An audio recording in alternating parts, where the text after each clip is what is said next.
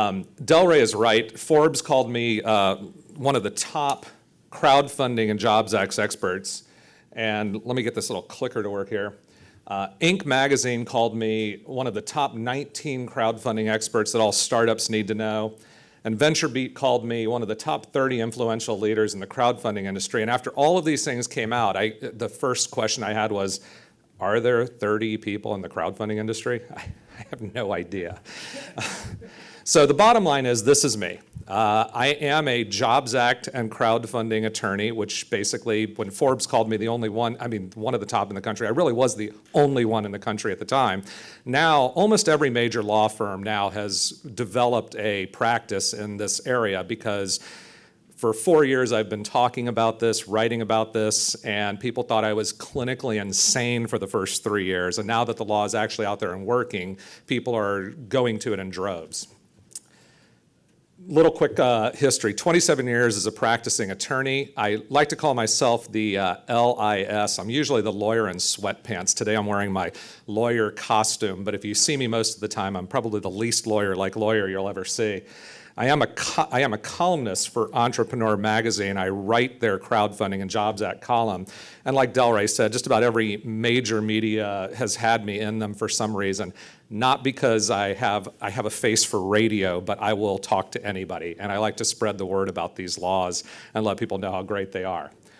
Crowdfunding has grown exponentially. I mean, this is a brand new industry that didn't exist 5 years ago. It turned into a $7 billion industry in 2013, $16 billion industry in 2014, $34 billion industry in 2015. It didn't exist in 2008 when the financial crisis exists, and it came out of the financial crisis, getting the money into the hands of companies, out of the hands of banks, out of the hands of Wall Street, and into the hands of the people. Before we get to what I really do and what we're talking about today with the Jobs Act and equity crowdfunding, let me give you a quick little background on rewards. Rewards crowdfunding is Kickstarter. Rewards crowdfunding is the things that people have heard about. I start off by talking about this $10,000 watch. So this is a Breitling $10,000 watch.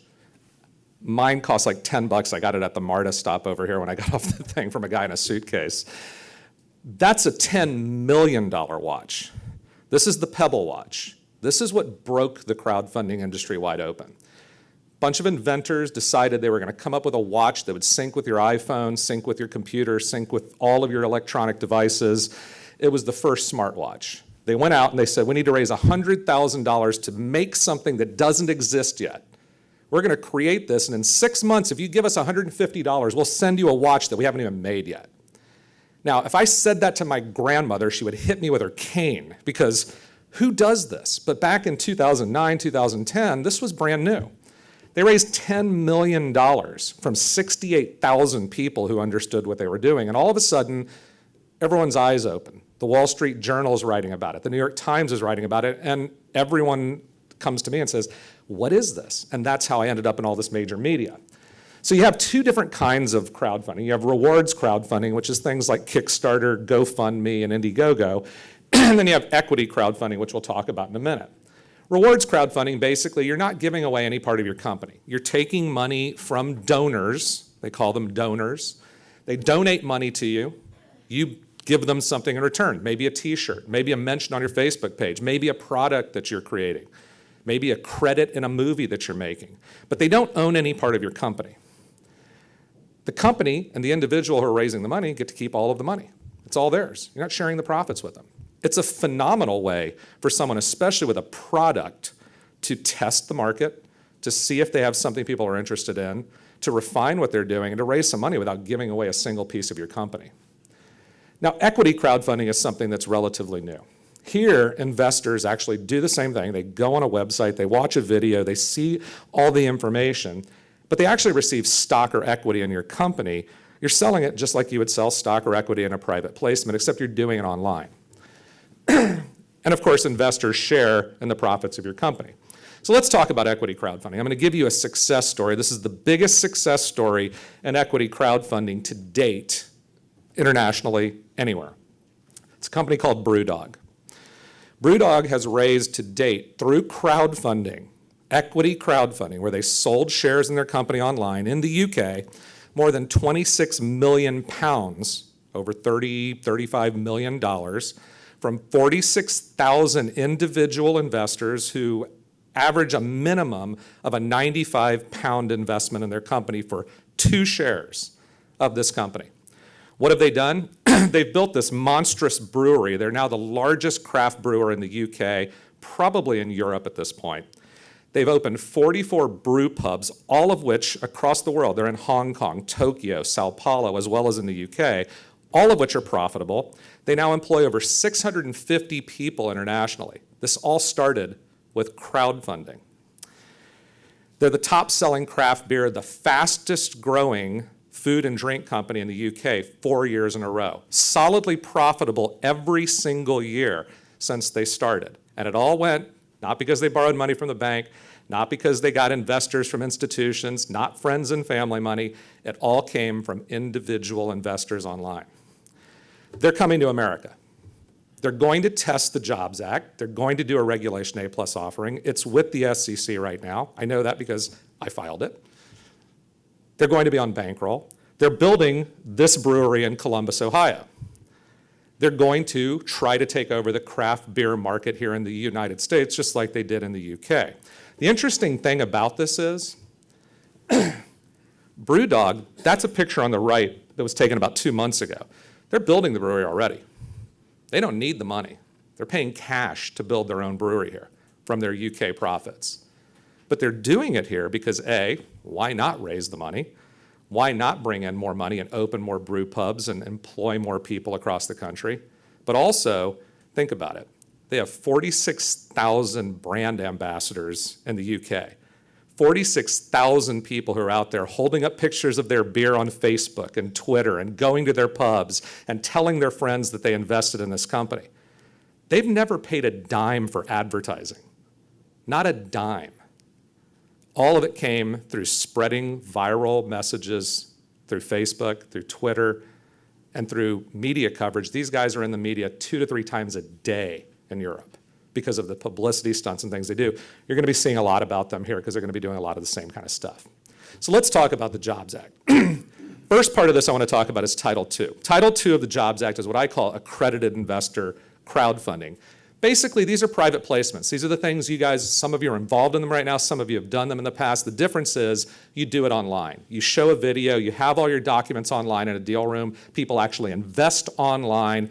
Everything takes place through a crowdfunding website or a Jobs Act website. There's some very good things about this law. There's no limit on the amount of money you can raise, just like in any private placement.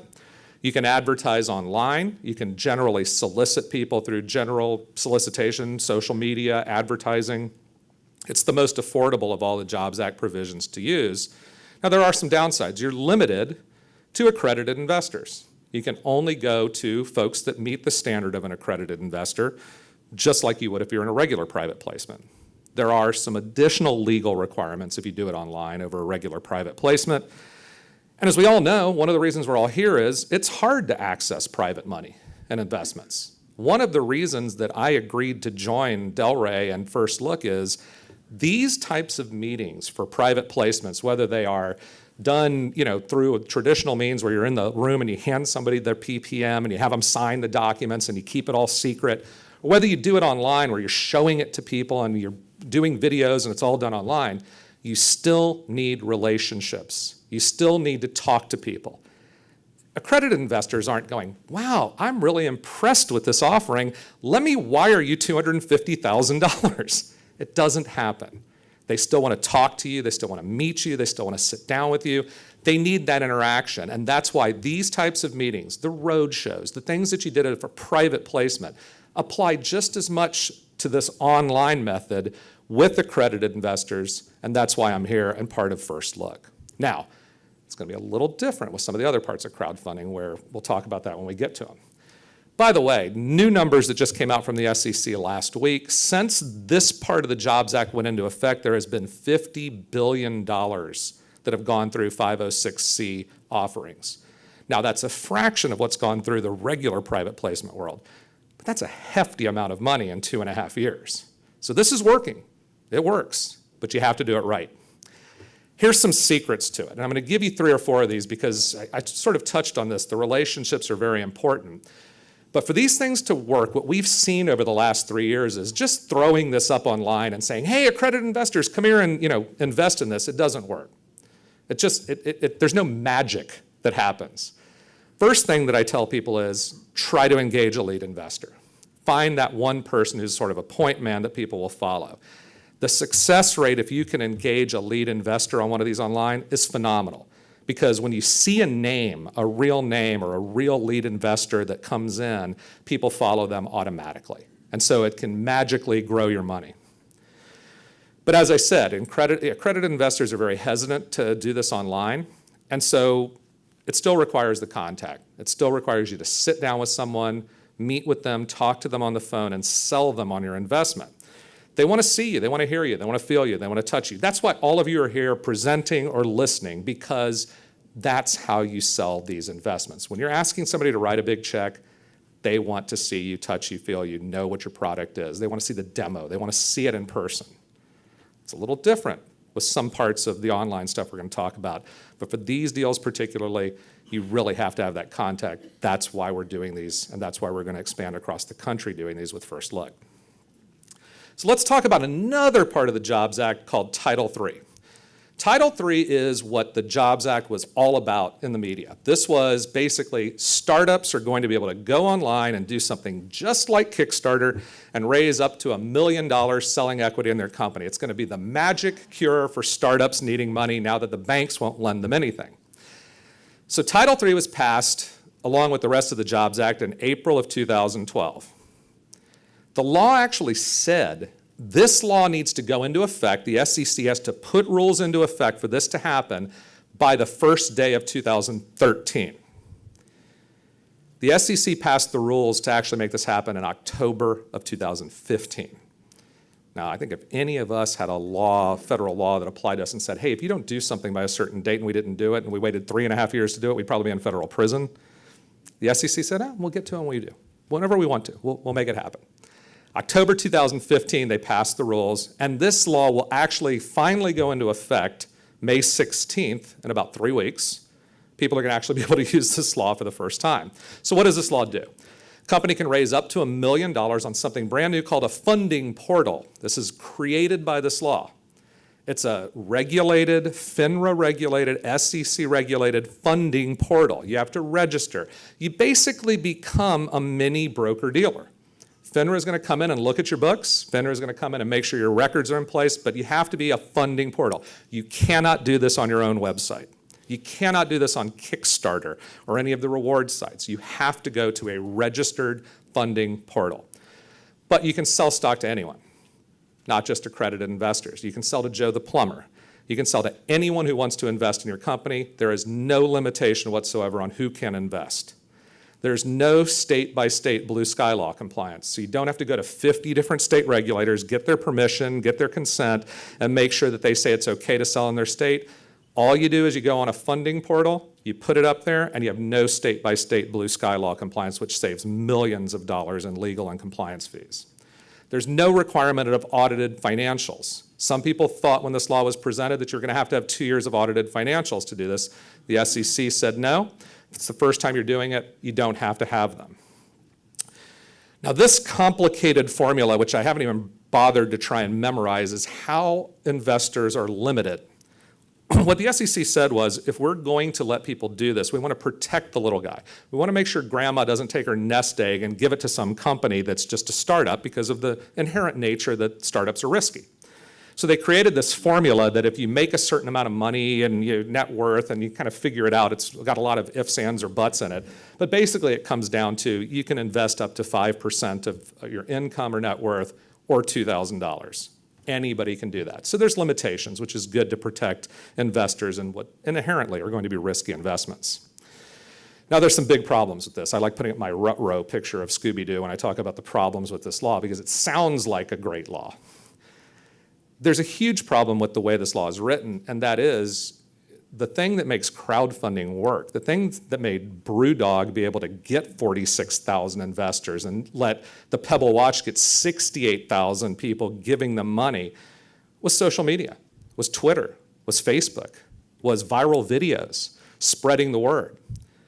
The SEC, I shouldn't say the SEC, it was really a combination of the SEC and Congress in their ultimate wisdom, decided you're not going to be able to generally solicit other than putting up a tombstone ad. Hi, I'm Allegiancy. We're raising $30 million. Click here to get more details. Boy, if I see that on my Facebook page, I'm excited. They took the fun out of it. They took the solicitation out of it, and quite frankly, for no apparent reason. I mean, the key is they're worried about investors. They're trying to protect them. But the reality is, before you can invest, you got to read all these things. You got to go through these disclaimers. That law is going to ultimately be changed. But right now, huge limitations of what you can do to invest or to present. This is a bigger problem. Part of crowdfunding is building your crowd before you start. Going out and teasing the audience, basically saying, hey, we're going to be investing money. Check out this cool video. Check out our product. You know what? On May 1st, we're going to start this. Get excited. Sign up here. May 1st, you're going to be able to invest. Getting the crowd riled up and excited and generally building this crowd before you start. The most successful crowdfunding campaigns and projects all have 25 or 30% of their goal get reached before they even launch. They have people ready to go. They're ready to roll. Day one, boom, you see them go from 0 to a huge number really quickly. Pebble Watch raised $1 million in 45 minutes the second time that they did their crowdfunding campaign. 45 minutes, because they had them ready to go. With Title III, if you go out and start telling people you're going to do a crowdfunding campaign before you're registered on a funding portal, you have just committed securities violations. Now, that is insane. It makes no sense in the world of why can't you tell people I'm going to be doing something and be regulated by the normal regulations. These shares aren't tradable. They're like private shares. They're restricted, so people have no market for them. You're going to hold these shares for a while. The law is too expensive for startups. It's built for startups, but you've got some regulatory issues. You're going to have to probably hire an attorney. There's a whole lot of things that go on that make this law too expensive. And the biggest problem with the law is, although I tend to agree that this is the way it should be written, is it's an all or nothing offering. You go out there and you say, I need to raise $1 million, and you only raise $950,000, you don't keep a penny of it. Now, you just spent probably $50,000 to $100,000 on legal fees, compliance fees, marketing, accounting. All that's out the drain. It's gone. All lost. Huge problem with the law, but one that's fixable. So let's talk about the law that I really want to talk about, the good one. Title IV, the mini IPO, Regulation A+, what Steve Sadler and Allegiancy are doing, and he and I are going to talk about the realities of this law and give you sort of an in-the-trenches view of that right after I'm done here.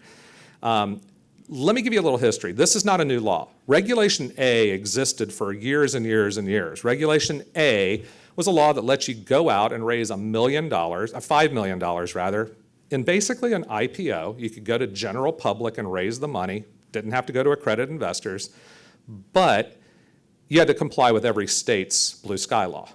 So think about it. You're going to spend millions of dollars on legal fees and compliance fees and accounting fees to go 50 states where, in the state of Washington, the securities regulator might tell you, we don't like this part of your, what you're doing. And the state of Montana might tell you, we don't like this part. And you had to figure out how to get all 50 of those together so you had a coherent offering that made sense. You're talking about hours and days and months of getting approval and huge amounts of money. GAO said there was only one Regulation A offering in 2011, to give you an example of how little this law was used. In the same amount of time, there were almost 8,200 private placements that would have been in the same category, same fit. So this law was terrible. It was a dud. They changed the law. They fixed it. There's now 2 tiers, and we call it Regulation A+. The first one is, this is Tier 1. You can raise up to $20 million online. You can sell to anyone, not just accredited investors. There's no limit under Regulation A, Tier 1, on how much an investor can invest. You still have to comply with blue sky laws, but I'll tell you why in this particular case, in limited circumstances, it's not a bad idea. And there's no requirement of audited financials. This law was set up for a local business. If you wanted to open up a pizza parlor down the road here on Peachtree, this is what this law was set up for. You only register in the state of Georgia. You only sell to people in the state of Georgia. You only market to people in the state of Georgia. So you only have one state blue sky law to deal with. You don't have audited financials. You don't have limits on how much people can invest, and you can market to your local community and raise money from regular people. So I'm going to show you an example of one that just closed where they did this very effectively in a little while. Tier 2 is really what this is all about. This is what Allegiance's using. This is what BrewDog's using. There's over 100 of these that have been filed with the SEC as of today. There are, I think, 7 or 8 that are actively raising money right now. There have been, I think, a couple of dozen that have been qualified. Steve used the term approved, which the SEC tells us very clearly, we don't approve anything. If you tell people the SEC approved this, you have done something very seriously wrong. So we're always very careful to say they don't approve it. But what they do is they review what you send them, and they see if it meets the criteria, and they qualify it. So once the SEC qualifies your offering, you're allowed to go out and raise up to $50 million from the general public. You can sell to anyone, not just accredited investors. There's no blue sky law compliance. You don't have to go to each state and get their approval. There are some filings you have to make, some notice filings and things like that, but there's no compliance where it just holds you up forever. Non-accredited investors are limited to 10% of their income or their net worth per offering, so there is a limitation to protect, the everyday investor on how much they can put into these. And it does require 2 years of audited financials, which can be a very expensive thing to do in some cases. However, I will tell you, many young and emerging businesses, it's, first of all, if you're already reporting, if you're already on the pink sheets or doing things like that, you can still use this. You can use Regulation A+ if you're not a fully reporting company. So you can be, a registered company that's not fully reporting and use this. You already have your audited financials in place generally to do that. Newer companies, it can be an expense, but we've found CPAs, very, very competent people that are doing these for $5,000 and under, for small, newer companies. So what's good and what's bad about it? The good thing is you can raise up to $50 million from the general public. You can advertise. You can solicit. You can put this on Facebook. You can put this on Twitter. You can spread it through whatever. You can skywrite. You can do whatever you want as long as you don't mislead people. The stock is immediately liquid, which is a huge deal. Now, is there a market for it? You can take this and you can list it on the OTC. If you qualify, you can list it on NASDAQ. You can do whatever you want to trade it once you're out and done. It's totally liquid. If you don't list it, you can privately sell the shares. If there's somebody that wants to buy them, you can sell them. It's much cheaper than a regular IPO because it's smaller and limited. And it's not all or nothing. As long as you have a reasonable basis for what you're doing, you can take money from the first dollar that's coming in. So it's not an all or nothing offering. Now, it's too expensive for most startups. There are ongoing reporting requirements with the SEC that make it a little bit expensive over time. You do become a semi-public company. For some people, that's a big deal. They don't want people to know all of their details and everything that's going on. And you do need the 2 years of audited financials, which can be expensive. This law went into effect in June of last year, so we're less than a year into it. And there are people that are, right at the forefront of it, like Steve and Allegiance, who are learning how this works and making mistakes and doing things right and figuring it out as we all go along. But those of us who are trailblazing through it, we have a few examples now to be able to show people. The first one, probably the most highly publicized, is Elio Motors, which ran out a campaign called a Testing the Waters campaign. There's something that you're allowed to do with this that's kind of a unique situation. I don't recommend it in most cases, but you can go out and ask people if they're interested in investing. So Elio Motors spent about $250,000 testing the waters on marketing. They went out and they went full out because they were the first ones to do this. They wanted to see how much are people going to be interested in this? They got back $46 million of indicated interest.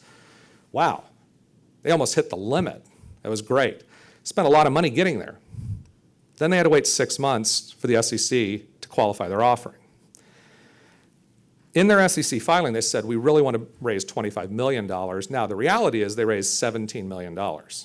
That's a huge success story, by the way.